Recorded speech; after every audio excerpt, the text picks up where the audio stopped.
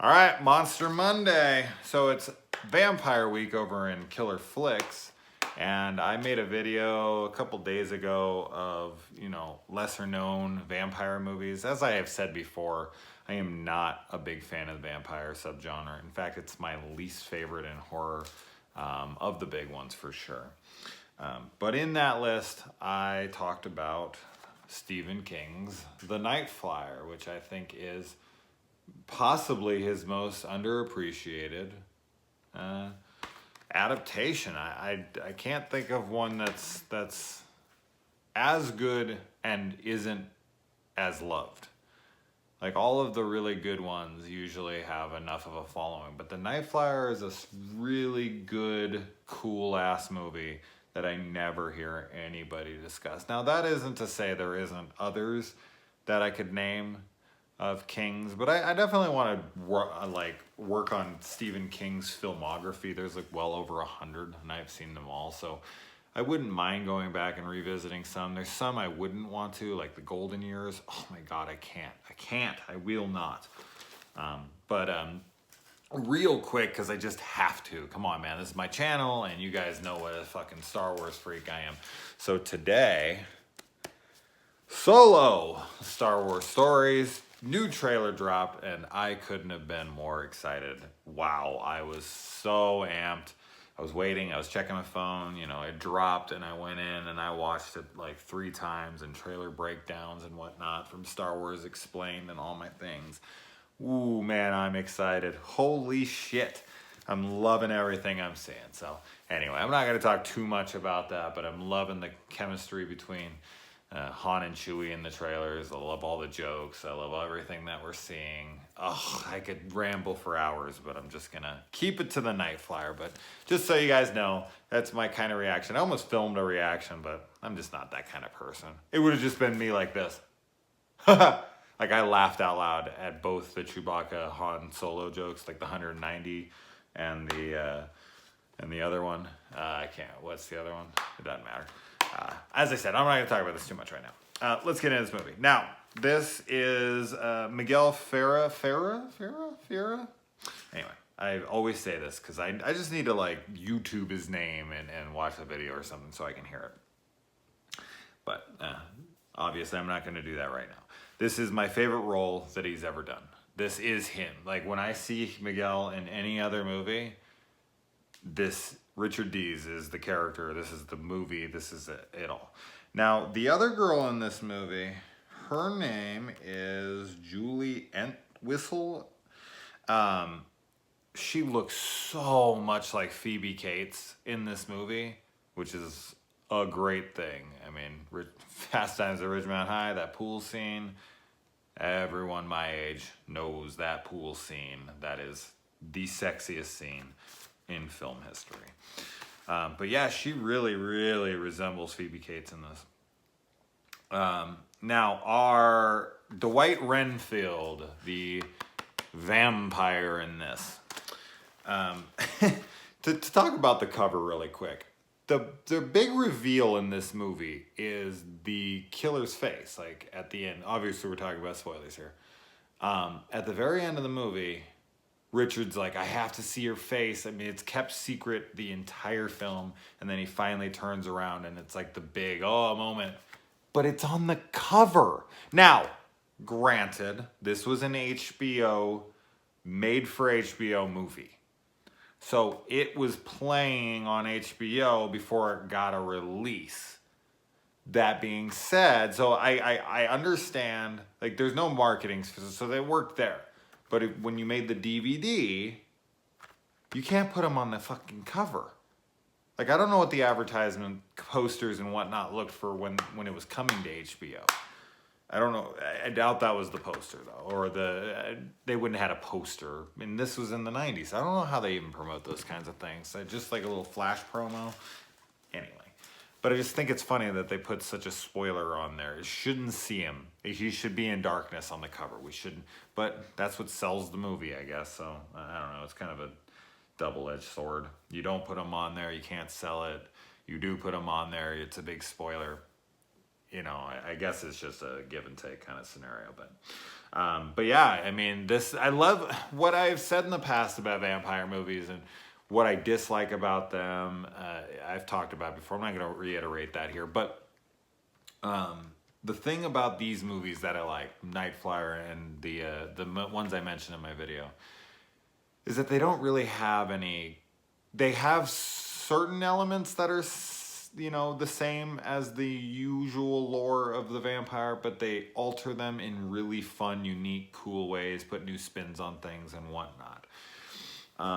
Some of the, you know, the cool alterations that they make to Dwight Renfield here is, number one, is that he doesn't fly around as a bat. He doesn't turn into a bat. He gets in a plane. He has a little Cessna, and he takes off and he flies from airport to airport, and he kills at these little, you know, these little uninhabited towns and these desolate little runways in the middle of nowhere, these small airstrips. And he goes in and he freaking seduces, basically, and influences these small couples and takes a couple people at a time. And I love that he has these gigantic, enormous 2 teeth. Oh, last time I didn't cover my sneeze, I was rewatching the video, and I had already posted it by that point, and I sneezed really loud. It actually made me jump a little bit because it was so unexpected in the video. I wasn't really paying attention. It was like, ah! It was like such a loud thing. Anyway. Ooh, wow. But yeah, those 2 big giant teeth that come and collapse. We don't get to see him bite into anyone, which is a shame. I really wish we got to see that. But his victims have huge holes in their neck, not 2 little dots, like 2 gigantic fucking holes that he's siphoning the blood out of. And we finally get to see at the end that he opens up his mouth and these 2 gigantic freaking teeth, like, you know, actually protrude and start, you know, pushing out of his mouth. It looks great. It's such his face, everything. The FX work there was great. And he was. I mean, he'd be terrifying in real life. So, but Miguel, I mean, he's really the main reason that this works so well, because it very much has that made-for-TV feel to it. Does not feel like a theater release feature film kind of thing. It has a TV miniseries, 1990s Stephen King, you know, kind of feel to it, like the Stand, or, you know, the Langoliers, I guess. It just has that cheap and feel, except for this is rated R and uses it, thank God. So good thing HBO picked it up, because I think that a lot of the things that this would have needed to be R. Like Miguel needed to be able to be him, like this total fucking asshole piece of shit. And I just don't think he could have conveyed that as well without it having a license to swear and say awful things to people. And the gore, we have some really cool, like, decapitations and bodies that have been ripped apart and whatnot. We see them on screen. There's one decapitation in this movie where the guy's head's back and his body, it's still attached, like right at the back of the neck, but this is all open and separated, and the guy's head's back. The face looks completely real, and then the neck inside and all that looks fantastic. That's a fabulous special effect right there. And to kind of just set the tone and immediately get the audience to know what a dickhead our main character. I mean, we're basically following a couple villains around. Like, you have Dwight Renfield, who's a total villain. I mean, obviously, he's the vampire that's going around and killing everyone. You've got Richard Dees, the Miguel's character, who is this, you know, journalist, freaking photographer that will do anything to get the story, who he does awful things throughout the movie. And then we have the editor who runs the Weekly World News, the insider in this show, but it's basically like a Weekly World News. Very Men in Blackish, where they go to the tabloids and they're just like looking at him and he's like, what are you talking about? And he's like, this is where the real news is. And that's how this movie kind of treats it. It reminds me of that in a lot of ways. But the editor's a total piece of shit too. Like, he's excited when people are dying, and he's like, yes, I hope he kills again. Like, and this is the media to me in a lot of ways. Like, they can only exist if there's drama, if there's conflict, if something horrible happens. It's like Christmas for them. They're like, yes, like, there's a shooting at a school, all right, like, we get to go cover that, and we're gonna get tons of ratings, and like, we gotta be the first ones on. This movie slightly reminded me a little bit of Nightcrawler, which, that came out in like 2014, I want to say, which is one of my favorite films of the last 10 years. But I haven't seen this movie since I saw Nightcrawler, but I started to see some little similarities and whatnot. This guy who will do anything to get his scoop, to be the first one to try to, get it back to the paper and sell it. And I just kind of had that feel as well. We don't, the only like good character who kind of becomes an asshole at the end as well. She has like this ironic twist to her by stealing his byline and helping frame him for the murders once he's dead. So there's like no really good characters in this. I mean, she's good, but she becomes jaded by the jaded journalist. So he almost like creates and makes his own little prophecy for her come true. But yeah, it's a very interesting movie in that way. It's a very dark film. It's very, has a very macabre ending. It has, it's just a very drab and dreary kind of film throughout. There's very little levity. It's just a really solid monster movie. I adore it because it is so different than monster movies, and it's so different than the majority of movies. We have an anti-hero who's not even really a hero. He's just kind of a shitty person. Like, you don't really get a good person in this. So I love that about this movie. Anyway, but yeah, I was trying to say that to establish his character, one of his very first lines, it's like his second line or something, and it's right after he tells a girl to like fuck herself or something. He like grabs the paper and he's like, where is my goddamn dead baby? It should be on the cover. I took us, don't fuck with my shit. Where's my goddamn dead baby? That is one hell of an intro line for your main protagonist. Like this, that sets the tone instantly. You're following a dickhead. And his talk with Catherine. Or Jimmy, as they call her in this. Why, I don't know. I must have missed that. Maybe that's explained in the novel, novella. I think it's a real short one. But it doesn't matter. But his talk with her and how he's trying to make her understand how jaded she's going to have to become, and he does that thing where he breaks down her whole path up until that point and shows her like he knows her scoop and he knows her shit, and like, don't get close to him because he already has it all mapped out for her, and he warns her about the girl who came before and she got herself killed, and she's she killed herself, I guess, and she's heading down that same path if she doesn't get it. So he's just like one after the other. He's just ticking off all the boxes. Like, I'm a fucking prick. But no one plays the dickhead better than Miguel does. I love how this is like her first day on the job, second day, I guess, and she comes in and they've given her the scoop, and Richard D's, Miguel's character, he comes in and he's like, you want the job? And he shows him like a byline with his picture on it, and he's on the front cover, and he has another one printed up, which I'm guessing has Catherine's character on the front of it. I don't think we get to really see it, but I think that's what we're led to believe. But he takes it, and she comes in, she fights him like, this is bullshit, it's my story, and she's freaking out, she's throwing a fit, and then they're like, she's like, fine, you want my ticket? And he's like, no, and she rips it into these pieces and she just throws it up in the air. And it's like, I don't know how most jobs work, but pretty sure she would be fired her first day, and she's taking a guy who is like the star journalist in this place. he's been carrying this paper on his back for a while because he's the one who goes and gets all the major scoops, no matter how he gets the shit. These people don't care. The editor clearly doesn't care. He's just as big of a piece of shit. So for her to march in there like that and be mad that the guy who has the most seniority in the place is getting the scoop over her, it just, I don't know. I felt like I was sitting there like, really? I feel like you'd have a little more tact than that.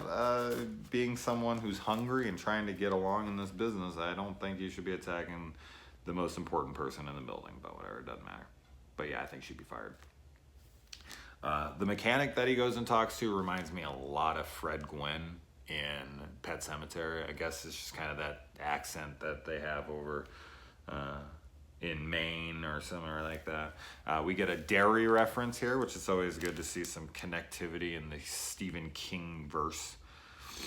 And I've been all over the place with everything I've been saying. I usually like try to knock my notes out together. So like now I'm like, wait a minute.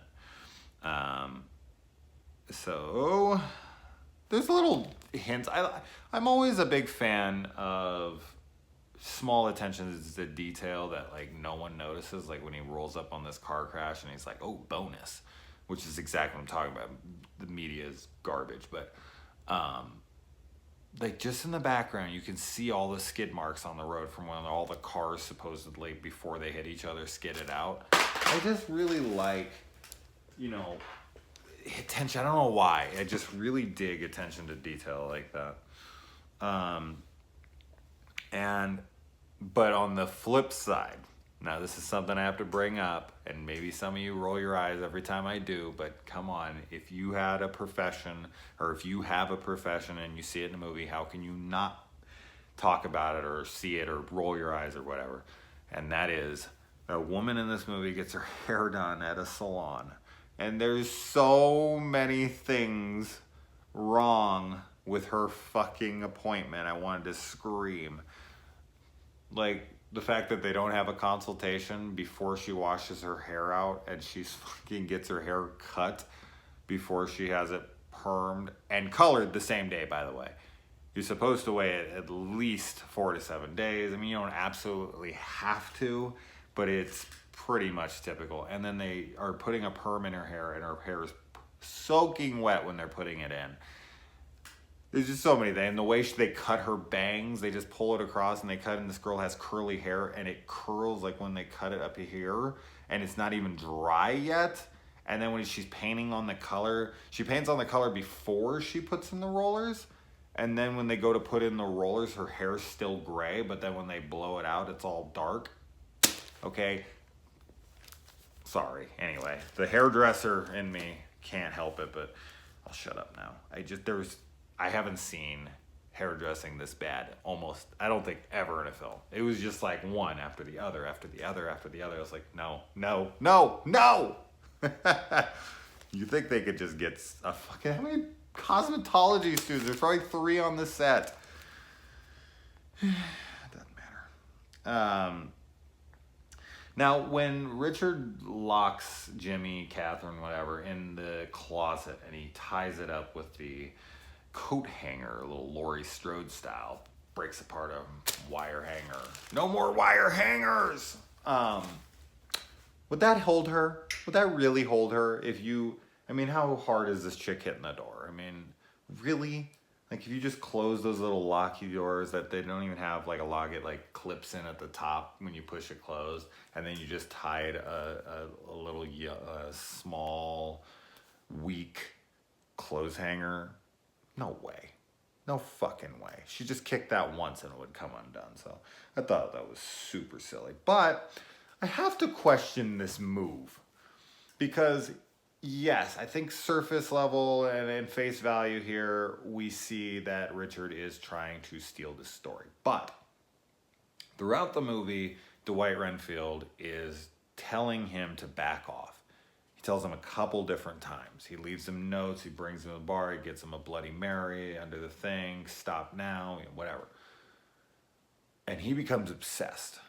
And later at the end, we hear him talking about, like, we get his line reiterated or resaid to us, should I say, in like a voiceover playing from behind the film, like, don't ever print what you believe and don't ever believe what you print. I think he started to finally like go against what he, his one big piece of information. This is the one thing he was going to tell Catherine as a journalist for this magazine.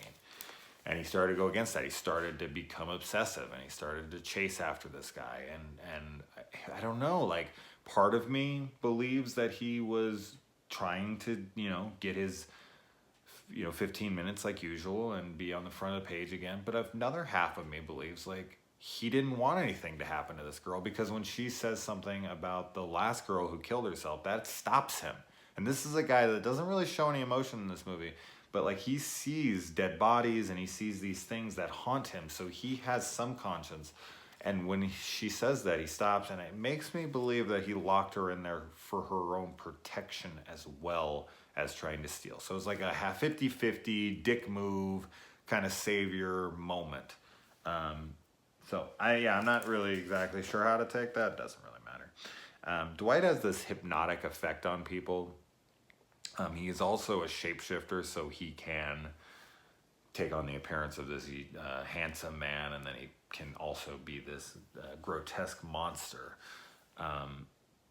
So I'm not sure, like, he seems to have more of an effect on women in maybe more of a sensual way, and then men more gravitate towards worshiping him as like a god or like a king or something, because that guy's out there washing his Cessna and being like, everything's all right, I'll be back, whatever. And then the woman's like, both women want to look their best, and they're like laying in bed when they die, and they're smiling and they're radiant, and the husbands have been brutally massacred. So I don't know if the husbands were turned on and they fought back, or if he's just meaner to men, or the women just sat there and took it because that's what they wanted, and the influence on women is much stronger than the men. I don't know. So that's an interesting thing to break down and think about as well. And the airport massacre, when Richard comes in on that airport and just bodies are strewn, ripped in half, babies, fucking cute. And then, he comes in and he pisses in the toilet, in the urinal, and he pees straight blood. Man, he needs to go have his kidneys looked at. Number one, I don't understand why we can't see vampires' clothes. Like, does he never change those? Like, why, once he has clothes on him, they become invisible with his body? Like, shouldn't only his body, like, shouldn't he look in the mirror and, like, all of this be gone, like the Invisible Man, and he'd just be wearing clothes? Like, I don't know. It doesn't matter. I just saw that and I was like, huh? Why is there no stream of piss? I mean, clearly they just couldn't do it. They didn't have the CGI and whatnot. It doesn't matter. It was just little nitpicky things. I've just always wondered that with the clothing, how it becomes. But he walks up behind him, and we see his face, and he tells him to leave him alone. He says, get the fuck, back off. This is the last warning. And he walks off, and Richard can't handle it. I guess he gave him the last warning, and Richard came out and said, I need to see your face. And when he said that, it was like, all right, like, I warned you, this is it. And he came up and he showed him his face, and he slits his wrist and he gives him the blood, and it has like a hallucinatory property. It almost reminds me of something like Scarecrow's fear toxin, to where he starts seeing things that aren't really there. And I like that they took the choice here, almost like a Kill Bill Volume 1, where they went black and white with it. Although in the foreign version cut of Kill Bill, that's actually in color. And that was to, keep the MPAA at bay, because there was so much blood and whatnot. When it's black and white, I guess it's just not as graphic to people, which is so stupid. But hopefully we can get that Kill Bill Whole Bloody Affair Blu-ray around here, because I want to see that whole thing. Anyway, but I really like the choice here. It also kind of reminds me of The Mist. Frank Darabont actually wanted to do The Mist in black and white because he wanted it to have a more traditional monster movie feel. And on the special edition DVD, and maybe Blu-ray, I only have the DVD, but they have the option on one of the, I think on the second disc or the same disc, can't remember, where you can watch it in black and white. And it's actually pretty cool. It does give it that old school feel. And I feel like that's what's achieved here when it flips to that and Richard's in his own personal hell and these zombie type creatures or, you know, dead, whatever the hell you want to call them, the undead are coming at him. It adds to the atmosphere and the eeriness and all that, but it also kind of amps up that monster movie feel, and it has a really strong ending. And then we get the kind of twist ending of him hacking up all the people and the cops coming in on him and him getting blown away because he thinks they're part of it and he's still in that trance. Now, if that's the trance, like he's in a very, you know, agitated state in this trance. So I don't think that that's the same trance. Like I don't think he fed the other people in this movie who are the women that are all about him or the men who are worshiping him or helping him out or whatever. I don't think he gave him their blood or his blood because I don't feel like that would match up on how Richard reacts to the blood. So yeah, I don't think that's it. I don't know how he has that. I mean, he couldn't use that against Richard to make him think he was amazing. And like, I don't know, that's kind of a little bit of a weird thing, but who knows how that all works. It doesn't really matter, but I was just kind of thinking about that. And I mean, I guess you could argue,